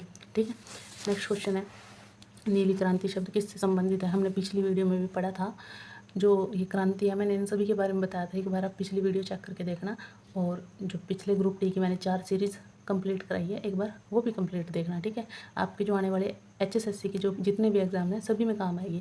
क्वेश्चन बिल्कुल आसान है, कोई ज़्यादा बड़े नहीं है, ना ही ज़्यादा लेंथी क्वेश्चन है, नॉर्मल क्वेश्चन है। आप अगर करोगे तो आप आसानी से सिलेक्शन ले सकते हो। ठीक है, तो इसमें क्वेश्चन है नीली क्रांति। नीली क्रांति का मैंने बताया था किससे रिलेटेड है, मछली से रिलेटेड, तो इसका आंसर क्या आएगा, सी। नेक्स्ट है एवरग्रीन क्वेश्चन हरियाणा का, हरियाणा राज्य कब बना, ये सभी को पता है। ठीक है, तो ये कब बना, 1 नवंबर 1966 को, और किससे अलग होकर बना था, पंजाब से, याद रखना है। नेक्स्ट है, हरियाणा राज्य के किसान निम्नलिखित में से किस में मछली पकड़ने के लिए प्रेरित करते हैं। तो इसका आंसर देखो, कुछ ऑप्शन देखने हमें, केवल खारे पानी में, समुद्री पानी में, अंतर्राष्ट्रीय जल और कृत्रिम तालाब में, मुहाने में। तो ऑप्शन देखो, हरियाणा के आसपास समुद्र तो लग नहीं रहा कहीं, लैंड लॉक जगह है। ठीक है, उसके बाद खारा पानी भी नहीं है, खारा पानी कहाँ होता है, समुद्र के अंदर, मुहाने ये भी नहीं है, तो इसका आंसर क्या होगा? सी, अंतर्राष्ट्रीय जल और कृत्रिम तालाब। तो सी। कुछ क्वेश्चन ऐसे होते हैं जिनको हम निगलेक्ट करके भी ऑप्शन हम आंसर निकाल सकते हैं। तो जैसे इसको हमने निगलेक्ट किया इसके ऑप्शन, तो हमारा आंसर क्या आ गया? सी। तो इसका आंसर क्या करेंगे? सी। ये आपने ध्यान देना है इनके ऊपर। नेक्स्ट है 59, निम्नलिखित में से भारत के किस नगर में नीति आयोग के समपोषणीय विकास लक्ष्य SDG के शहरी सूचकांक और डैशबोर्ड 2021-22 में शीर्ष स्थान प्राप्त किया है? किसके? भारत के किस नगर ने नीति आयोग के समपोषणीय विकास लक्ष्य के बारे में पूछ रखा है? तो ये किया था शिमला ने। ठीक है, इसका ऑप्शन देखो, कोयम्बटूर है, मुंबई है, शिमला है, तो इसका आंसर है शिमला। ठीक है, देखो HSSC की एक सबसे अच्छी बात यह है कि इसने 4 ऑप्शन भी नहीं दे रखे, सिर्फ 3 ऑप्शन दे रखे हैं कि बच्चे ज़्यादा कंफ्यूज ही ना हो। ठीक है, तो इसका आंसर क्या है? सी, शिमला। तो अब थोड़ा नीति आयोग के बारे में देख लो। नीति आयोग क्या है? नीति आयोग कब बना था? 1 जनवरी 2015 के अंदर, और ये योजना आयोग का दूसरा रूप था। मतलब योजना आयोग को बंद करके भारत सरकार ने नीति आयोग लेके आए थे 1 जनवरी 2015 को, और इसको थिंक टैंक के नाम से भी जाना जाता है। ये क्वेश्चन आ सकता है कि थिंक टैंक के नाम से कौन से आयोग को जाना जाता है? ठीक है, ये क्वेश्चन पूछ सकते हैं कि थिंक टैंक कौन है? नीति आयोग। और यह इसका काम क्या है? यह भारत सरकार को आर्थिक विकास के बारे में मतलब बढ़ावा देने के लिए बनाई गई है। ये जो आयोग है भारत सरकार के आर्थिक विकास को बढ़ावा देने के लिए और तकनीकी सलाह देने के लिए। ठीक है, और इसका काम जो है केंद्र और राज्य, ये देखो केंद्र के अंदर है ये। ठीक है, पर इसका काम क्या है? केंद्र और राज्यों के बीच में जो तालमेल है उसको बिठाने का काम है नीति आयोग का। ठीक है, नेक्स्ट है www पर हाइपर टेक्स्ट दस्तावेज के रूप में जाने जाते हैं। देखो www ये क्या है? World wide web. ठीक है, जो हम कंप्यूटर के ऊपर यूज़ करते हैं ना, कुछ भी अगर हमें सर्च करना है तो स्टार्टिंग में क्या लगाते हैं? www। ठीक है, इसमें पूछ रखा है ये दस्तावेज के किस the hypertext document on the www are known as. तो ये किसके ऊपर जाने जाते हैं? वेब पेज के ऊपर। देखो सबसे पहले हमें इन चारों के बारे में पता होना चाहिए। देखो वेबसाइट क्या होती है? जो भी वेबसाइट्स हम यूट्यूब में गूगल पे सर्च करते हैं। ठीक है, वे सारी क्या है? वेबसाइट। जब हम वेबसाइट खोलते हैं उनका स्टार्टिंग वाला जो पेज आता है उसको बोलते हैं होम पेज। ठीक है, हाइपरलिंक्स उस वेबसाइट के ऊपर जितने भी ब्लू कलर के लिंक होते हैं उन पर हम क्लिक करके किसी दूसरे पेज पे पहुंचेंगे तो उसको बोलेंगे हाइपरलिंक। वेब पेज जो खुलते हैं पेज पहले वाले। ठीक है, मतलब लिंक पे क्लिक करके आगे जितने भी पेज खुलते जाएंगे उनको बोलेंगे वेब पेज। तो इसका हाइपर टेक्स्ट दस्तावेज किसके रूप में जाने जाएंगे? वेब पेज के। तो इसका आंसर क्या होगा? डी। नेक्स्ट क्वेश्चन है किसी चित्र एक्स को नीचे दिए गए पर्यायी चित्रों में से एक चित्र को सम्मानित किया गया है। मीन्स हमें एक रीजनिंग का क्वेश्चन दिया हुआ है आगे। ठीक है, देखिए ये क्वेश्चन, इसमें ये पूछ रखा है कि जो ये चित्र है ये इन चारों में से कौन से चित्र में छुपा हुआ है? ये जो चित्र का फिगर दे रखा है, ठीक है, ये इनमें से बताना है। ये आपने बताना है। 61 क्वेश्चन है और इसका आंसर करना है सर्च करके। नेक्स्ट है डिफ़ॉल्ट रूप से माइक्रोसॉफ्ट एक्सेल 2003 के प्रत्येक वर्कबुक में डैश वर्कशीट होते हैं। देखो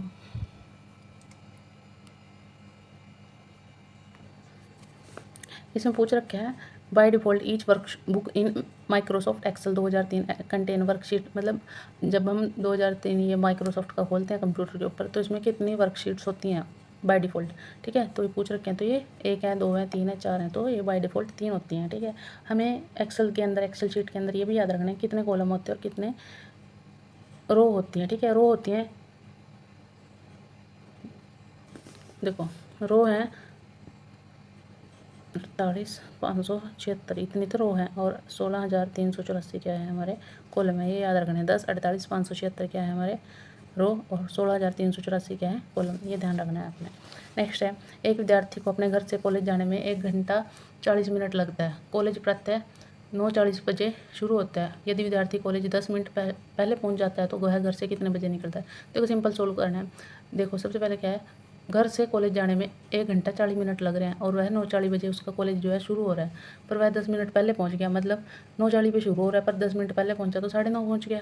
ठीक है, और उसको टाइम कितना लग रहा है? 1 घंटा 40 मिनट। अगर वो 9:30 पहुंच गया तो वह 1 घंटा 40 मिनट पहले चला होगा, तो 9:30 से 1 घंटा पीछे जाएँ तो 8:30 हो गया, और 8:30 से पीछे जाएँ तो 40 मिनट और पीछे जाएँ तो क्या होगा? 7:50। तो इसका आंसर क्या होगा? 7:50। मतलब वह अपने घर से किस टाइम चला होगा? 7:50 पर। तो इसका आंसर क्या होगा? 7:50 बजे। नेक्स्ट है हेटी रोस्टेमोनी क्या है? हेट्रोस्टेमोनी क्या है इसमें बता रखा है। देखो जो मैंने वही बताया था पुंकेसर और उसके बारे में, स्त्री केसर के बारे में। जो फूल होते हैं, ठीक है, फूलों के भाग होते हैं, उनके अंदर स्त्री केसर और पुंकेसर होते हैं। स्त्री केसर होता है मादा और पुंकेसर होता है नर भाग, ठीक है। नर के अंदर पाए जाते हैं 3, पराग, परागकोश और तंतु। और मादा वाला जो होता है उसके अंदर आता है, मादा भाग जो होता है उसका फूल का, उसके अंदर आते हैं अंडाशय, वर्तिका और वर्तिकाग। इनका ध्यान रखना है हमें। तो ये पुंकेसर के बारे में दे रखा है, मतलब ये नर भाग के अंदर होंगे, ठीक है। इसमें पूछ रखा है ये, इसको मतलब क्या होता है, विभिन्न लंबाई के पुंकेसर, ठीक है, अलग अलग जो होंगे उसको क्या बोलेंगे, हेटीरोस्टेमोनी, ठीक है, हेटेरोस्टेमोनी। तो इसका ध्यान रखना है अपने। नेक्स्ट क्वेश्चन है, निम्नलिखित में से किसे हाल में ही कौशल रोजगार निगम हरियाणा का मुख्य कार्यकारी अधिकारी नियुक्त किया गया। देखो ये एग्जाम जो हुआ था 2021 के अंदर हुआ था, इसमें जो ऑप्शन है वो पुराने वाले दे रखे हैं। हम वर्तमान का याद करेंगे कि वर्तमान में कौन है, ठीक है। अभी जो कौशल रोजगार निगम है जो हरियाणा के अंदर, इसके मुख्य कार्यकारी अधिकारी जो सीईओ है वो अमित खत्री हैं, ठीक है, याद रखना है, अमित खत्री। कौशल रोजगार निगम के, ये चर्चा में भी रहता है कौशल रोजगार निगम, क्योंकि बहुत सी भर्तियाँ हरियाणा सरकार इसके अंडर कर रही है, दूसरी प्रॉपर भर्तियाँ निकालने के, क्योंकि तो इसका याद रखना है हमें, ये न्यूज़ में रहता है ज़्यादातर। तो अमित खत्री हैं इसके। अगर हम कौशल विकास और औद्योगिक मंत्री की बात करें तो वो है मूलचंद शर्मा, उसका भी याद रखना है अपने। कौशल विकास और औद्योगिक मंत्री कौन है, मूलचंद शर्मा। नेक्स्ट क्वेश्चन है आपका, क्या है, बिना किसी स्वार्थपरता या स्वार्थ के दूसरों बिना किसी स्वार्थ या स्वार्थपरता के दूसरों को लाभ पहुंचाने के लिए किए गए कार्य को, सिद्धांत को क्या कहते हैं। The principle of acting to benefit others without any selfishness और सेल्फ इंटरेस्ट। बिना किसी के स्वार्थ, मतलब बिना स्वार्थ के दूसरों की मदद करने को क्या बोलते हैं, परोपकार बोलते हैं। देखो इसमें ऑप्शन क्या क्या दे रखे हैं, घृणा दे रखा है, परोपकार, दुश्मनी, प्रतिशोध। ये चारों तो क्या है, सॉरी तीनों तो क्या है, घृणा, दुश्मनी, प्रतिशोध, ये तो नहीं बोलते ना। सेल्फलेस कर रहा है कोई काम, ठीक है, सेल्फिशनेस के बिना, विदाउट सेल्फिशनेस, तो उसको क्या बोलेंगे, परोपकारिता। तो इसका आंसर क्या आएगा, बी, परोपकारिता, ठीक है। नेक्स्ट क्वेश्चन है, मेरी माँ के भाई की इकलौती बेटी रिश्ते में मेरी क्या होगी। देखो मेरी माँ है, उसका भाई है, तो मेरा क्या हुआ, मामा। मामा की इकलौती लड़की क्या हुई, मेरी बहन। तो देखो मैं मेरी बहन होगी, क्योंकि मामा की लड़कियाँ तो वो कज़न होगी, बहन तो अपनी होगी ना, रियल वाली। मैं मेरी बहन, चाची, भतीजी, तो इसका क्या आएगा, मैं मेरी बहन। अगर इसमें मैं मेरी बहन ऑप्शन ना दिया होता तो हम ए ऑप्शन पे जाते हैं, ठीक है। नेक्स्ट है, पशुधन में नीली जीभ ब्लू टंग रोग किसके कारण होता है। तो ये वायरस के कारण होता है, ठीक है, ब्लू टंग रोग। ज़्यादातर ये भेड़ों में पाया जाता है, ठीक है। और इसका मतलब इसके अंदर इसके जो सिम्टम्स है उसका है, मतलब पशुओं में बहुत तेज बुखार होता है, तो उसको क्या बोलते हैं, ब्लू टंग रोग। और ये वायरस की वजह से है, तो इसका आंसर होगा सी। अब हमारे 69 क्वेश्चन हो गए। नेक्स्ट क्वेश्चन पे चलिए। देखिए 70 क्वेश्चन, निम्नलिखित में से कब गंगा बाढ़ नियंत्रण आयोग पटना की स्थापना की गई। तो इसमें से बताना है अप्रैल 1955 में, 72 में, 1996 या 71 में। तो सिंपल याद रखना है अप्रैल 1972। तो इसका आंसर क्या होगा, अप्रैल 1972, ठीक है। नेक्स्ट है, अर्थशास्त्र में नोबेल पुरस्कार अर्थशास्त्र के वेरिजल्स रिक्सबैंक पुरस्कार 2019 के लिए दिया गया है। देखो 2019 में नहीं हमें याद रखना, अभी करंट का याद रखना है। 2024 में 6 नोबेल पुरस्कार दिए गए थे, ठीक है। और जो अभी इसमें इस फोटो में आगे दिए गए हैं वो आप देख लेना। और अगर 2025 की बात करें तो उसमें 5 दिए गए हैं, ठीक है। कौन कौन सी कैटेगरी में, भौतिकी में, चिकित्सा में, रसायन विज्ञान में, साहित्य में और शांति में। और जो 24 में थे उसमें एक और ऐड था, अर्थशास्त्र। तो ये आपने याद रखना है। और ये इनके जो आगे नाम दिए हुए हैं ये भी आप देख लेना, ठीक है। नेक्स्ट है, ऐतिहासिक शेरशाह सूरी मार्ग को क्या कहा जाता है। देखो ऐतिहासिक शेरशाह सूरी मार्ग NH1 के नाम से जाना जाता है इसको, ठीक है। ये आपने याद रखना है, NH1। देखिए इसके बाद ये 354 मीटर है, ठीक है। इसके ऊपर कोस मीनारें दी गई हैं जो उस टाइम में बनवाई गई थी, ठीक है, शेरशाह के द्वारा। तो NH1 अमृतसर से जोड़ता है, ये दिल्ली से अमृतसर तक का है, तो NH1 के नाम से याद रखना है। नेक्स्ट है, देखो क्या है, एक परीक्षा में उत्तीर्ण होने के लिए अधिकतम अंकों का 36% वांछित है। मतलब एक परीक्षा है, मान लो उसमें 100 नंबर है, हमें पास होने के लिए 36% चाहिए, मतलब 100 का 36%, 36 नंबर चाहिए मतलब हमें। तो इसमें ये कंडीशन है। वैसे ही एक विद्यार्थी को 113 अंक मिले और वह 85 अंकों से अनुत्तीर्ण हो गया, अधिकतम अंक बताने हैं कि टोटल मैक्सिमम मार्क्स कितने थे उसके अंदर, परीक्षा के अंदर। तो मान के चलेंगे, माना परीक्षा के अधिकतम अंक कितने हैं, x है, ठीक है। और हमें x का कितना चाहिए, 36%, तो x का 36/100 पास होने के लिए। पर उस बंदे के कितने हैं, 113, और वो 85 नंबर से फेल हो गया। अगर उसे 85 और मिल जाते तो वो पास हो जाता। पासिंग मार्क्स किसके थे, कितने थे, 36%, ठीक है। तो ये इसमें 85 ऐड होंगे तो इसके बराबर होगा, तो इसकी एक्स की वैल्यू निकालेंगे, इन दोनों को प्लस करेंगे तो 98 और ये एक्स की वैल्यू निकालिए 100 कहाँ जाएगा मल्टीप्लाई और 36 कहाँ जाएगा डिवाइड में, कटिंग आउट करेंगे तो 550, तो इसमें आंसर क्या आएगा 550A, याद रखना है, देख लो इसको ध्यान से, ठीक है। इस टाइप के क्वेश्चन कई बार पेपर में पूछे जाते हैं। फिर नेक्स्ट है श्री विजय अपनी कक्षा के, क्या है, श्री विजय अपनी कक्षा में ऊपर से 9वें रैंक पर हैं और नीचे से 38वें रैंक पर है। कक्षा में कुल कितने विद्यार्थी हैं, देखो सिंपल पता चल रहा है, नीचे से वो 38वें नंबर पे हैं, ठीक है 38, और ऊपर से वो 9वें नंबर पे हैं, तो इससे ऊपर कितने होंगे 8, 38 में 8 जोड़ दो, 8 8 16 और 1 46, तो इसका आंसर क्या आएगा 46, सिंपल है। नेक्स्ट क्वेश्चन है, यह एक समाज के भीतर व्यक्तियों के बीच संबंधों पर केंद्रित है, तो इसका आंसर बताना है संघर्ष सिद्धांत, प्रत्यक्षवाद, संरचनात्मक, कार्यात्मकता, प्रीतात्मक, तो इसका आंसर क्या होगा प्रीतात्मक, ठीक है। संघर्ष नहीं हो सकता, प्रत्यक्षवाद भी नहीं हो सकता, संरचनात्मक भी नहीं हो सकता, तो इसका आंसर सिंपल सही देखने से पता चल रहा है प्रीतात्मक अंतक्रियावाद होगा इसका आंसर, ठीक है, याद रखना है।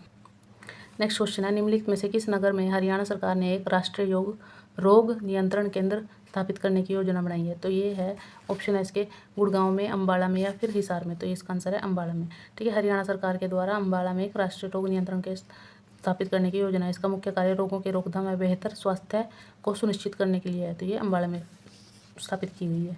नेक्स्ट है, हरियाणा राज्य में बाजार समितियों के अधीक्षण और नियंत्रण के लिए 1 अगस्त 1969 को निम्नलिखित में से किसकी स्थापना की गई, तो इसका आंसर है, देखो ऑप्शन क्या क्या है, हरियाणा स्टेट एग्रीकल्चर बोर्ड की, या Haryana state agriculture marketing board की, या फिर Haryana silk and marketing board, या फिर हरियाणा एग्रीकल्चर बोर्ड, तो इसका आंसर है हरियाणा, इसका आंसर है Haryana state agriculture marketing board. ये उस टाइम का करंट का क्वेश्चन था, ठीक है, तो इसका सिंपल याद रखना है आपने। ये अब भी जो हरियाणा के जितने भी एग्जाम होंगे उसके लिए भी करंट अफेयर आपने जरूर करने हैं, तो उनमें से कुछ ना कुछ मतलब 3-4 क्वेश्चन आपके जरूर बनेंगे। अभी ये हमारा जीके का पोर्शन खत्म हो चुका है, अब हम करेंगे जीके के कुछ क्वेश्चन रह रहे हैं, थोड़ा बहुत रीजनिंग के क्वेश्चन आ गए हैं। तो देखिए क्या है, मिसिंग नंबर बताना है, इसमें क्या होगा 7, 12, 19 और 28।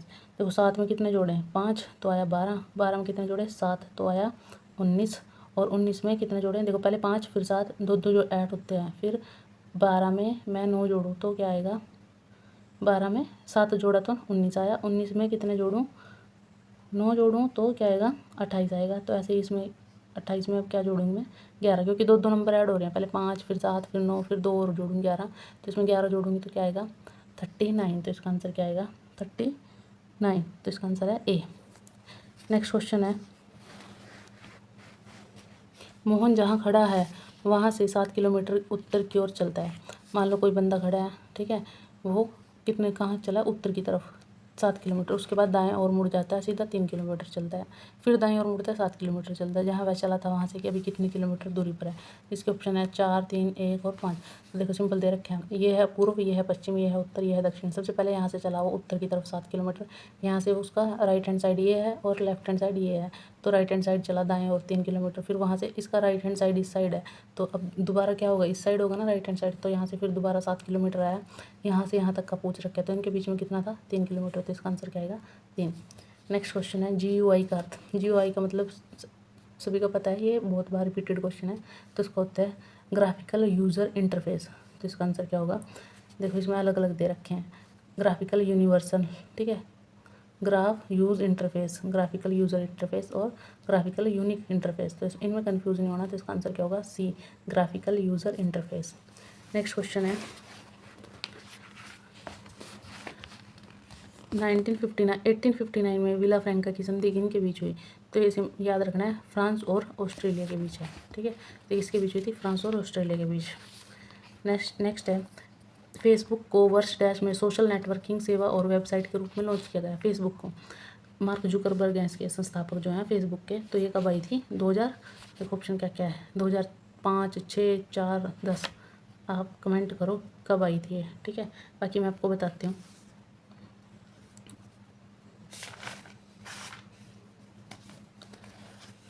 देखो मैं ही बता रही हूँ, ठीक है, इसका आंसर है 2004, फेसबुक आई थी 2004 के अंदर, फिर उसके 2004 के बाद एकदम आया अगले साल 2005 में यूट्यूब, ठीक है, जो भी बहुत ज़्यादा फेमस है यूट्यूब, जो वीडियो आप यहाँ पर देख रहे हो यूट्यूब पर ही है वो भी 2005। फिर उसके बाद आया ट्विटर, ठीक है, अब ट्विटर को हम किस नाम से जानते हैं, एक्स के नाम से, वो आया 2006 में। याद रखना है 2004 में कौन आया, फेसबुक, फेसबुक के बाद आया यूट्यूब, यूट्यूब के पीछे पीछे है ट्विटर, ट्विटर का नाम बदल के क्या हो गया एक्स। फिर उसके बाद आया 6 के बाद 4, 5 और 6 में ही आ गए। फिर 3 साल बाद क्या आया 2009 में व्हाट्सएप आया, ठीक है। व्हाट्सएप के बाद 2009 के बाद 2014 में टेलीग्राम है, क्योंकि इतना सारा काम हम ये सारा कर रहे थे इनके ऊपर, उसकी PDF भी देखनी थी ना, तो उसके लिए क्या क्या लाया गया टेलीग्राम। तो 2013 में क्या आया टेलीग्राम, ध्यान रखना है। 2004 में फेसबुक, 5 में यूट्यूब, 6 में ट्विटर एक्स और उसके बाद 9 में व्हाट्सएप 3 साल बाद, और फिर उसके बाद 2013 में क्या आया टेलीग्राम। याद रखना है आपने। नेक्स्ट क्वेश्चन है, ये क्वेश्चन आपके लिए है, मैं पढ़ देती हूँ एक बार। मैंगोज आर गुड 657 है, और इसका मतलब किसी फूड भाषा में 743 का मतलब मैंगोज आर गुड, 657 का मतलब ईट गुड फूड, 934 का मतलब मैंगोज आर रिप्ड। इसमें रिप्ड का आंसर बताना है, तो आपने चेक करना है और इसका आंसर कमेंट करना है। इसमें ऑप्शन है 4, 3, देखो आंसर तो दिख ही गया, इसमें 9 है, 4, 9 और 5, ठीक है। कर लेना, ये रीजनिंग का क्वेश्चन है, कैंसिल आउट करके होगा। नेक्स्ट क्वेश्चन है,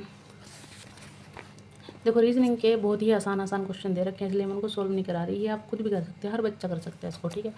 तो इनका आप देख लेना, इसमें रेनबो को ऐसे लिख रखा है, सेम यही वर्ड यूज़ कर रखे हैं, बस उल्टे पुल्टे कर रखे हैं, ऐसे ही ट्रेन का बताना है, उल्टा पुल्टा करके इनमें से क्या आएगा।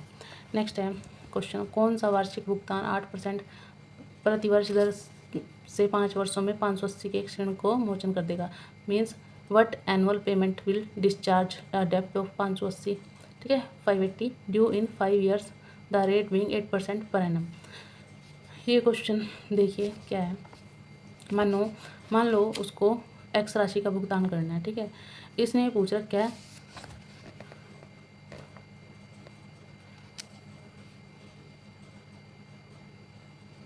इसमें क्या पूछ रखा है, कौन सी वार्षिक भुगतान पर, ठीक है, मतलब कितने रुपए के हिसाब से, मतलब हम 8% की दर से 5 वर्षों में 580 के एक ऋण को मोचन कर देगा। मतलब इतना किसी बंदे ने क्या लिया हुआ है, लोन लिया हुआ है या ऋण लिया हुआ है, ठीक है। तो 8% की दर से, जैसे हम EMI निकालते हैं ना कि कितनी EMI में वो कंप्लीट हो जाएगा, तो वैसे इसका बताना है हमें, ठीक है। देखो मान लिया हमने x मान लिया, ठीक है। फिर 4 वर्षों में x का मिश्रदान, 3 वर्षों में, फिर 2 वर्षों में, फिर 1 वर्ष में, और प्लस x जो स्टार्टिंग में उसने मानना था, ये उस पर ब्याज लगता गया इतने सालों में, किसके बराबर है वो, इसको 580 रखना है हमने। सोल्व करना है इनको सभी को, सोल्व करके x की वैल्यू निकाल लें, तो x की वैल्यू 100 आएगी, आपने सोल्व करके देखना है। नेक्स्ट है, निम्नलिखित में कौन सा राष्ट्रीय उद्यान हरियाणा में स्थित नहीं है। देखो हमें पता है हरियाणा के अंदर 2 ही राष्ट्रीय उद्यान है, कौन कौन से, कालेसर यमुनानगर में और सुल्तानपुर राष्ट्रीय उद्यान गुरुग्राम में, ठीक है। राजाजी नहीं है, राजाजी कहाँ पर है, उत्तराखंड के अंदर, ध्यान रखना है, राजाजी नहीं है। इसने पूछ रखे कौन सा नहीं है, तो हरियाणा में 2 ही है, कालेसर और सुल्तानपुर, तो इसका आंसर क्या आएगा ए, राजाजी। नेक्स्ट क्वेश्चन है, आसियान की स्थापना कब हुई, 85 में, 54 में, 75 में या 67 में, तो इसका आंसर है 67 में आसियान। ये इसमें 10 देश हैं, दक्षिण पूर्वी एशिया के 10 देशों का समूह है ये, ठीक है। ऐसे ही आपको ब्रिक्स की याद रखनी है, ये 3-4 मैं बता रही हूँ जो आपको याद रखनी है। आसियान की कभी 97 में, फिर ब्रिक्स की हुई 2001 के अंदर, फिर उसके बाद सार्क की हुई 1985, जो इसमें दे रखा है 1985 सार्क देश, फिर G7 1975, फिर G20 1992। सबसे पहले ध्यान रखनी है आसियान की हुई 1967 में, फिर 97 के बाद क्या आता है, 67 के बाद क्या आएगा 75, देखो इसको उल्टा कर लो, 75 हो जाएगा, 5 6 की जगह, तब हुई थी G7 की, ठीक है, उसमें 7 देश हैं।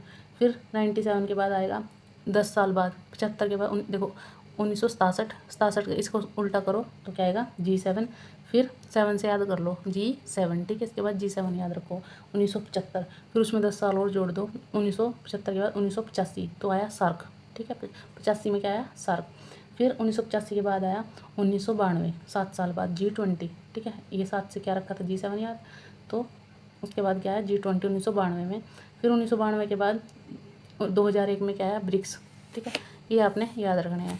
नेक्स्ट क्वेश्चन है, भ्रष्टाचार की समस्या, काला धन, आतंकवाद और अर्थव्यवस्था के नकली करेंसी के प्रचलन से निपटने के लिए नवंबर 2016 में भारत सरकार द्वारा की गई एक पहल। देखो सभी को पता है 2016 में क्या हुआ था, जो डिमोनेटाइजेशन थी वो हुई थी, ठीक है। GST, बैंक विलयन, विमुद्रीकरण, ई-बैंकिंग, ये सारे होते रहे हैं काम, पर ये विमुद्रीकरण ये बहुत टाइम बाद हुआ है, 2016 में हुआ था।